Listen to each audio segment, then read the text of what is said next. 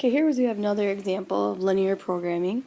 Suppose you are selling cases of mixed nuts and roasted peanuts. You can order no more than a total of 500 cans and packages and spend no more than $600. How can you maximize your profit? How much is the maximum profit? So you're given some restrictions as far as how much you can buy and the money that you can spend. So if I go back to my linear programming directions, I need to come up with my variables here. So I have cases of nuts and roasted peanuts. So if I look down here at this chart, I have mixed nuts, 12 cans per case. Nuts and peanuts would be a way that would make sense with my variables.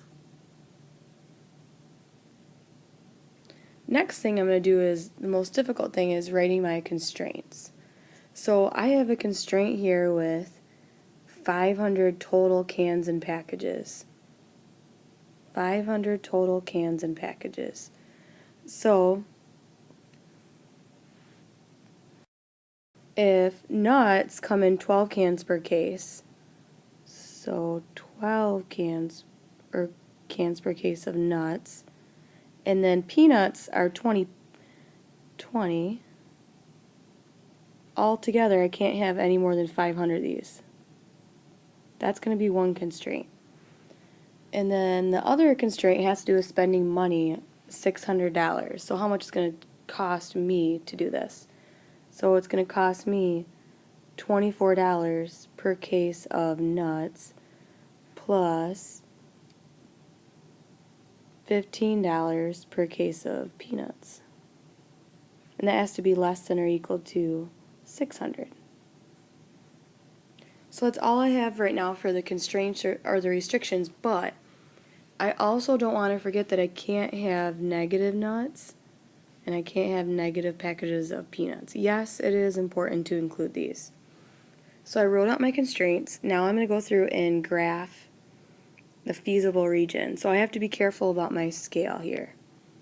So I'm going to go up by 5s, every other one right here, for peanuts. So 5, 10, 15, 20, 25, 30, 35, 40, 45, 50.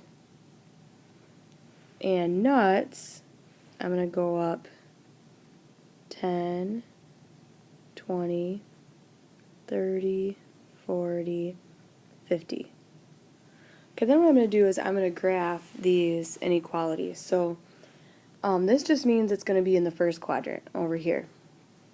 This one I'm going to graph by intercepts. So if I cancel out the p, I'm going to solve 12n is less than or equal to 50. So I'm going to go ahead and graph this one purple and this one red. Okay, so I graphed the vertices of the feasible region, and I can see right here I wrote what my intercepts are, so that's how I graphed it. So now we're going to look at what these vertices of the feasible region are. Where does the purple and the red overlap? So the purple and red overlap. I'm going to make a chart of it, of nuts, peanuts. Actually, I'm gonna write it the other way around because I have peanuts on my X here. So peanuts, wrong thing. Peanuts, nuts. So if I look at this point right here, this is 25 peanuts and 0 nuts. If I look at this one, don't forget to include that one. That one's 0, 0. This one's going to be 0, and then it went up. This intercept was 25. Okay, so the tricky one to find is this one. I can't just trust my graph paper at this time because I had to do some weird approximation that one is 41.6 repeating. So I'm really going to try to figure out where this red line intersects the purple line. Now to do that, I have to go back to my system, or go back to my equations up there, and I'm solving this system. I'm going to see where the N and the P intersect. So I have the equation for the red line and the equation for the purple line, and I'm going to use elimination to figure out what N and P are. So I'm going to multiply the top one by -2,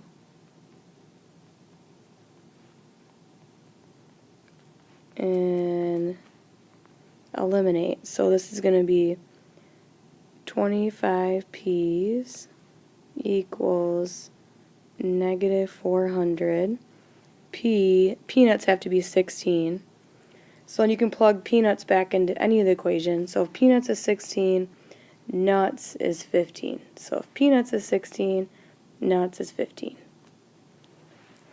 So I found my vertices of my feasible region. I graphed my constraints. Now the last step that you're going to do is look at how can you maximize your profit and how much is the maximum profit. So this, how can you maximize your profit, told me I needed to use linear programming, and then how much is the maximum profit is going to be my answer as far as how much money am I going to make from each one of these. So the key thing is, if we're talking about profit, I'm given profit is $18 per case of nuts and $15 per case of peanuts. So I'm going to take each of these vertices and plug them in for N and P over here. So if I plug in 25 peanuts, 0 nuts, I'm going to get $37. Not 37, $375.